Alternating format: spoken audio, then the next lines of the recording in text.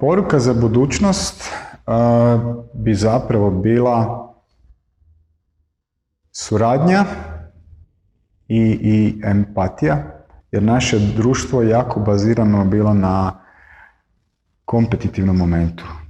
Tko je bolji, tko je uspješniji i to je, pa neću reći stanje rata, ali konstantno stanje nemira, gdje se stalno uspoređujemo s drugim.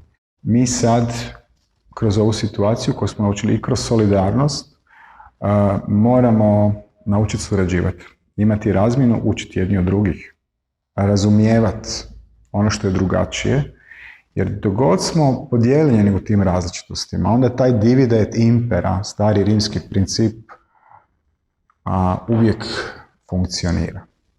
Shvatiti koliko smo različiti i koliko smo slični i koliko je život bogat kroz raznolikost izričaja svaki individual, da je svaki čovjek isto tako i čovjek i ljudsko biće. Ključ je prihvaćanje, ljubav za istinu i kreativnost. Što možemo kao zajednica napraviti za bolju, pametniju i sigurniju budućnost? Prva stvar koju možemo napraviti je slušati sebe.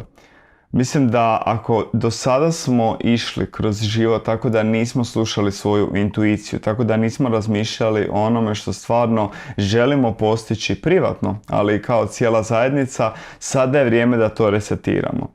Kada bi svi razmišljali o tome kako postići nešto bolje, ne možda jako puno bolje, ne možda nešto što će promijeniti cijeli svijet, nego nešto što će promijeniti našu užu okolinu i nešto što će nam učiniti život ljepšim, onda sam siguran da bi apsolutno svi u ovoj zajednici i bili sretniji, ali imali jedan ispunjeniji život i život sa svrhom.